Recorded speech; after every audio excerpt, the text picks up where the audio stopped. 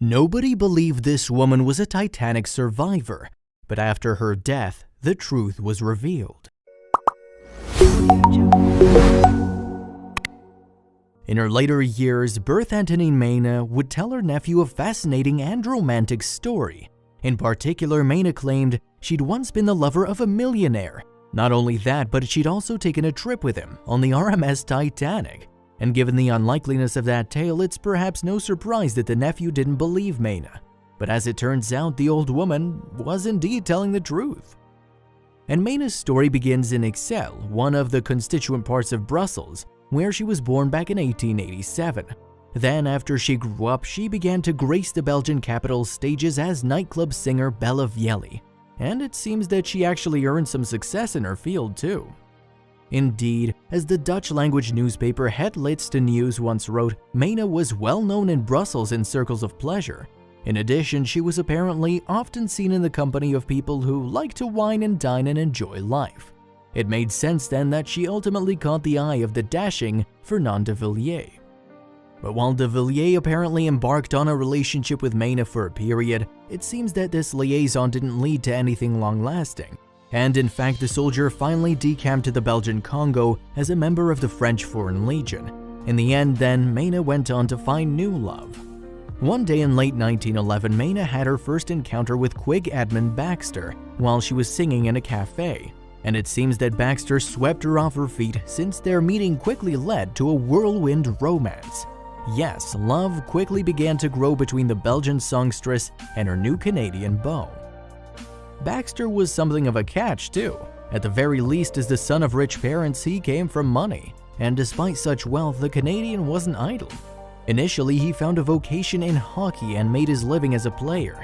After an eye injury left him unable to see well enough to continue on the field, however, he decided not to leave the game. Instead, he became a coach. And Baxter had first encountered Mena during a trip to Europe with his mom and sister. The trio had eventually planned to return to the US, though, on the maiden voyage of the RMS Titanic. The ship was scheduled to leave Southampton in the UK and cross to Cherbourg, France, and Queenstown, Ireland, en route to the States. Furthermore, one may imagine the prospect of boarding the Titanic was likely an exciting one. At the time of her launch, passengers could claim, for one, that they were voyaging on the biggest ship currently on the seas. And first class, where the Baxters were to enjoy their journey, offered practically anything that a prosperous individual could want.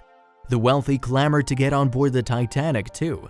John Jacob Astor, supposedly one of the richest men alive at that time, and Benjamin Guggenheim, whose family name adorned several museums, were part of the passenger list that included millionaires, socialites, sportsmen, and artists.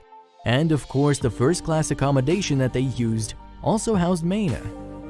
Yes, the connection between Baxter and Mena had strengthened to the point that she willingly accepted a ticket for the voyage. Mena had decided too that she would follow Baxter to Montreal, and in a seeming nod to her previous boyfriend, Baxter bought her a passage under the name Mrs. de Villiers. Then on April 10, 1912, passengers began to board the Titanic. Eventually, the liner would carry more than 2,000 people altogether.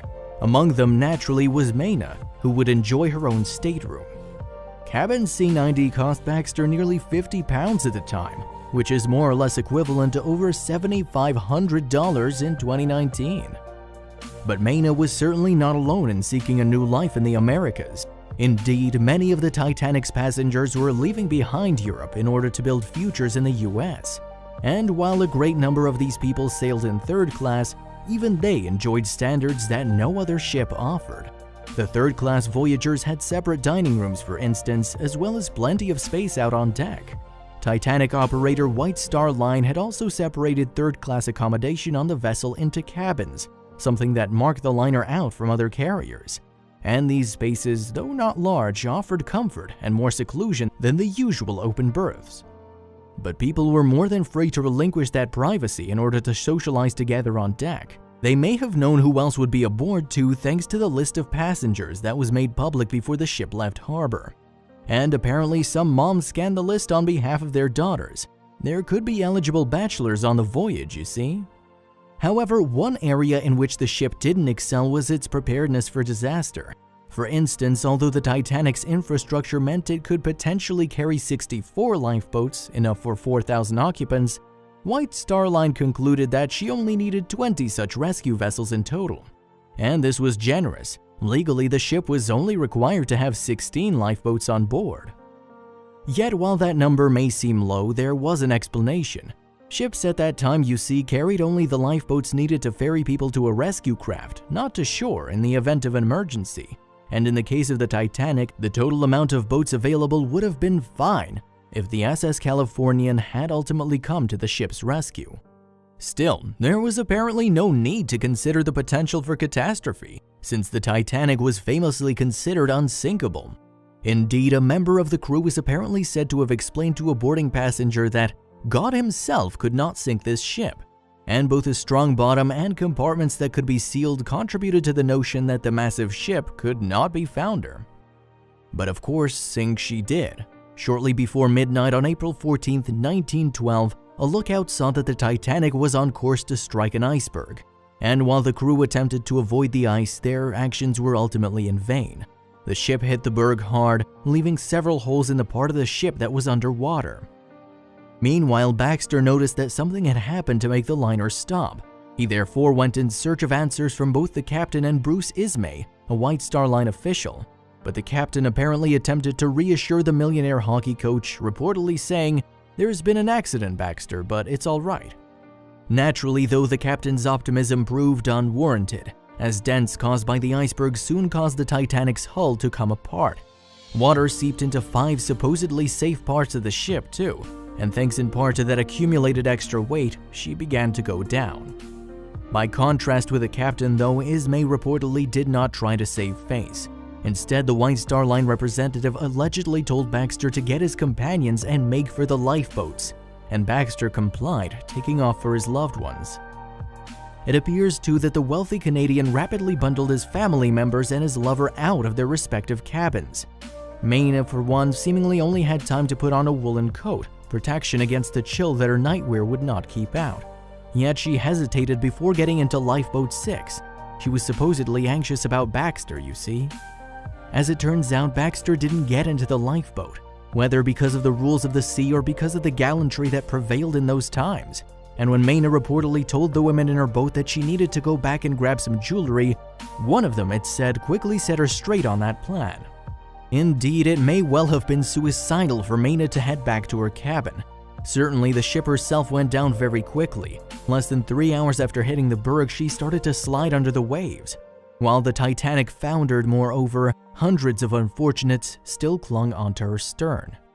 But tragically, the icy waters of the North Atlantic proved unforgiving for those who had not made it into the lifeboats. Few who had slipped into the water would survive for long, with the low temperatures there leaving the stranded at risk of heart failure and hypothermia. And ultimately, rescue would come far too late for many of the passengers.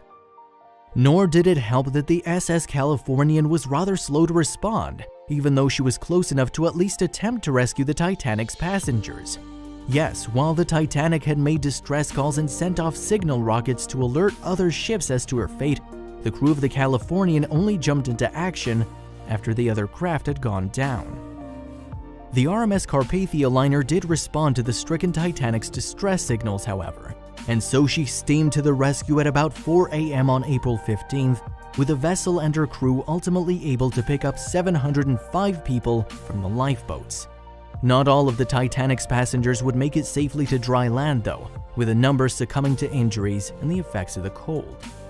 In fact, it's not known for sure how many lives were lost when the Titanic sank. Ambiguities on the passenger list, including fake names and cancellations, have made pinning down the true number of fatalities rather difficult. Nevertheless, it's thought that at least 1,490 people perished on that night, and Quig Baxter was almost certainly among them. In any case, Maina had last seen her lover as Baxter waved to bid her and his mom and sister adieu. While none of the victims were eventually identified as the hockey coach, it remains very likely that the 24-year-old's life ended in the freezing waters, as was the case for many others aboard the ship. Both Astor and Guggenheim were among the dead too, as well as Macy's co-owner Isidore Strauss. Strauss's wife Ida also perished in the sinking, though she had had the chance of surviving. Still, her demise came after she reportedly refused to take a lifeboat when Strauss said that he wouldn't board before ladies and children. And some occupants of Lifeboat 8 apparently heard Ida's brave words to her husband. "We've lived together for many years," she said to have told Strauss, "where you go, I go." Nor was she the only passenger to refuse to leave behind the one she loved. Lizzie Isham got out of her lifeboat and returned to the ship rather than abandoning her beloved dog. Heartbreakingly, too, further families were separated as the ship sank. One, Michel Navratil Sr. bundled his twin sons, Michel and Edmund, into the final lifeboat to abandon the craft. And the boys managed to survive despite ending up in New York without speaking any English. Their father, on the other hand, ultimately perished. There is more to that story, however. Arguably, Michel and Edmund should not have even been on the Titanic that night. After splitting up with the boys' father, their mother Marcel had prevailed in the custody battle over her children, meaning Michel only had the kids in his charge for the Easter holiday period. He took that opportunity, though, to sail off with the kids to America under false names. Yet salvation came for the boys when their mom saw their faces in the paper. She had had no clue what become of them.